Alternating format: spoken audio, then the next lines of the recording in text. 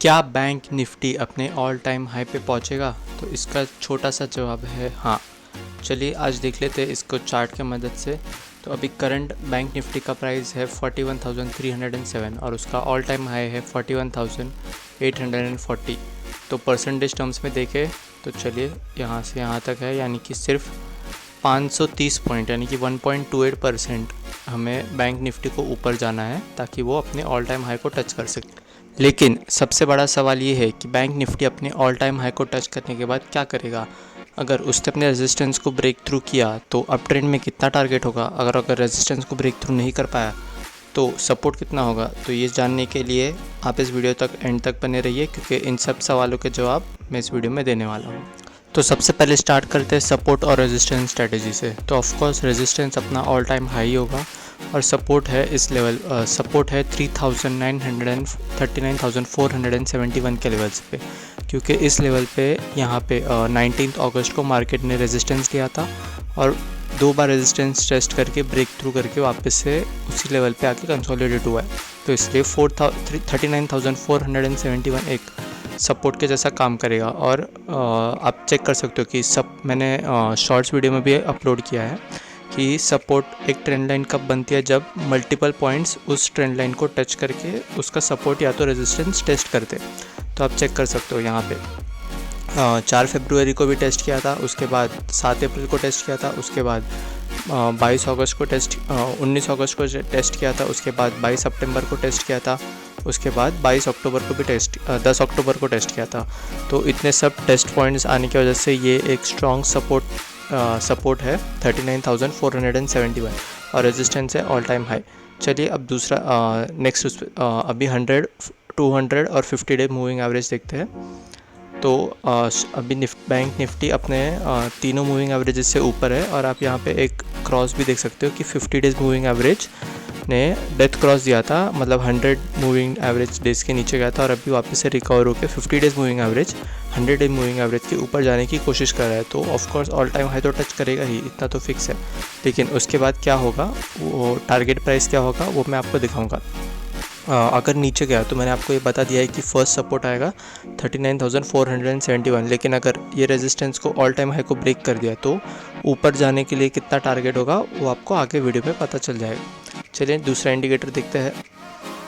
दूसरा इंडिकेटर है अपना directional moving index. Directional moving index हमें ये बताता है कि इस एक स्टॉक का या तो एक इंडेक्स का डायरेक्शन क्या है, क्या वो अप ट्रेंड में है, क्या वो डाउन ट्रेंड में है। अगर अप ट्रेंड में है तो ट्रेंड कितनी स्ट्रॉन्ग है और अगर डाउन ट्रेंड में है तो ट्रेंड कितनी स्ट्रॉन्ग है।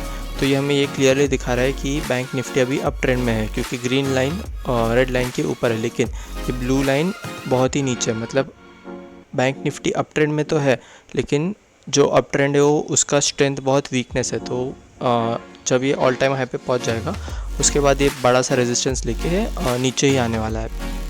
ये हमें दिखाता है डायरेक्शनल मूविंग इंडेक्स के।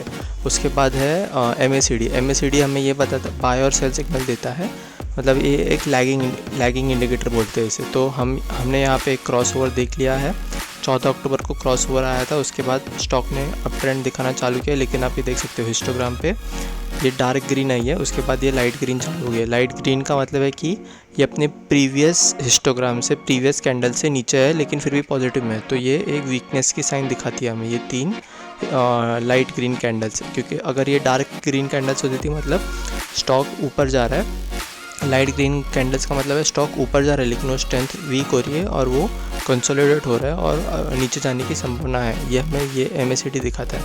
चलिए नेक्स्ट इंडिकेटर देखते हैं। उसके बाद है पिवट पॉइंट स्टैंडर्ड फिबोनाची। ये फिबोनाची हमें ये दिखाता है कि एक रेजिस्टेंस और सपोर्ट लेवल क्या है। तो पिवट पॉइंट का लेवल है 39,000 और R2 रेजिस्टेंस 2 है 42,000, मतलब ये हमारे ऑल टाइम हाई के एकदम करीबी है। तो आप ये समझ लीजिए हमारा ऑल टाइम हाई एक बहुत ज़्यादा रेजिस्टेंस फेस करने वाला है, क्योंकि ट्रेंड लाइन के हिसाब से भी ऑल टाइम हाई एक रेजिस्टेंस है और फिबोनाची के हिसाब से भी एक ऑल टाइम हाई रेजिस्टेंस है और एक फिजियोलॉजिकल रेजिस्टेंस भी होता है कि भाई bank Nifty all time high पहुंच गया है तो भाई मतलब एक फिजियोलॉजिकल रेजिस्टेंस बन जाता है। इसके बाद हम देखते हैं RSI relative strength index. Relative strength index हमें ओवर दिखाता है कि अभी लेवल है उसका 60 है, उसका 62 है उसका लेवल। मतलब ये ओवरबॉट जोन में नहीं है, लेकिन ये ओवरबॉट जोन में जाने की संभावना है इसकी। मतलब अगर ये ऑल टाइम हाई को टच किया तो ये ओवरबॉट जोन में चला जाएगा, उसके बाद वापस से नीचे आएगा, मतलब ये स्टॉक नीचे गिरेगा। तो चलिए आप अभी मेंस आप इन सब के लिए वीडियो के लिए इंतज़ार कर रहे थे कि अप ट्रेंड में गया तो टारगेट कितना होगा, तो इसकी वजह से हम देखते हैं कि फिबोनाची देखते हैं। फिबोनाची रिट्रेसमेंट आपको मालूम रहेगा कि अगर एक स्टॉक अप ट्रेंड से डाउन ट्रेंड में गया तो उस स्टॉक की संभावना है, उस इंडेक्स की क्या संभावना है कि वो कितना ऊपर जा सकता है। तो चलिए हम स्टार्ट करते हैं। जितना ज़्यादा एरिया रहा उतना ज़्यादा अच्छा होता है। तो स्टॉक यहाँ पे ये ऑल टाइम हाई पे है, ठीक है। यहाँ पे ऑल टाइम हाई से लेके ये लो तक गया है नीचे स्टॉक यहाँ पे। तो अगर इसने बैंक निफ्टी ने अपना फिबोनाची ब्रेक किया 41,840 का, अगर उसने ब्रेकआउट कर दिया अपना रेजिस्टेंस, तो अगर अप ट्रेंड में फुल चालू हो गया कि मतलब सब इकोनॉमिक फैक्टर्स, क्रूड ऑयल सब जीडीपी अपना सब एकदम परफेक्ट चालू हो गया, तो नेक्स्ट अप ट्रेंड का टारगेट है 44,595। ये बहुत बड़ा एक अप ट्रेंड होगा। परसेंटेज टर्म्स में देखें तो तकरीबन 6-6.5% तक बैंक निफ्टी ऊपर जा सकता है, अगर सब इकोनॉमिकल फैक्टर्स और इंडिकेटर्स अपने इंडिया के फेवर में रहे। तो अगर ऐसा नहीं हुआ और अगर स्टॉक ने डाउन ट्रेंड पकड़ लिया तो प्रेजेंट से स्टॉक नीचे जाएगा। एक पर नेक्स्ट सपोर्ट उसका आएगा यहाँ पे, देख लीजिए 4.5% नीचे जाएगा। आप देख सकते हो कि फिबोनाची के हिसाब से भी और अपने ट्रेंड लाइन के हिसाब से भी ये मैच हो रहा है। ये देखिए मेरा ट्रेंड लाइन दिखाता है 39,471 और फिबोनाची के हिसाब से दिखा रहा है 39,630, यानी कि ये तकरीबन आजू बाजू की बहुत ज़्यादा डिफरेंस है। परसेंटेज टर्म्स में देखें तो कुछ 0.4% का डिफरेंस है, मतलब ये ज़्यादा नहीं है। तो एक ये स्ट्रॉन्ग सपोर्ट दिखाने वाला है बैंक निफ्टी एट 39,471। तो फ्रेंड्स यही था अपना बैंक निफ्टी का टेक्निकल एनालिसिस कि बैंक निफ्टी आप ये तो समझ लीजिए ऑल टाइम हाई तक तो जाएगा, लेकिन उसके बाद ऑल टाइम हाई से बैंक निफ्टी कैसा बिहेव करेगा वो आपने समझ लिया होगा कि रेजिस्टेंस को फेस करने के बाद 99% या 90% इतना संभावना पकड़ लीजिए कि रेजिस्टेंस को फेस करने के बाद बैंक निफ्टी नीचे ही आने वाला है, क्योंकि ये बहुत बड़ा 3 रेजिस्टेंस आप फेस करो। फिबोनाची का रेजिस्टेंस फेस हो रहा है, फिजियोलॉजिकल रेजिस्टेंस फेस हो रहा है, फिर ऑल टाइम हाई का रेजिस्टेंस फेस हो रहा है और ट्रेंड लाइन का रेजिस्टेंस फेस हो रहा है। इस सब रेजिस्टेंस की वजह से मैंने आपको एक क्लियर सपोर्ट लाइन भी बना के दिखाई है, जो 39,471 एक स्ट्रॉन्ग सपोर्ट बनने वाला है। तो गाइस, अगर आपको ये वीडियो अच्छा लगा रहेगा तो लाइक और सब्सक्राइब कर दीजिए और बेल आइकन पे क्लिक कीजिए। और एंड ऑफ द वीडियो मैंने वीडियोस आई लिंक में और एंड स्क्रीन पे अटैच किए, तो वो भी देख लीजिएगा। Thank you guys, good bye, मिलते हैं अगली वीडियो में।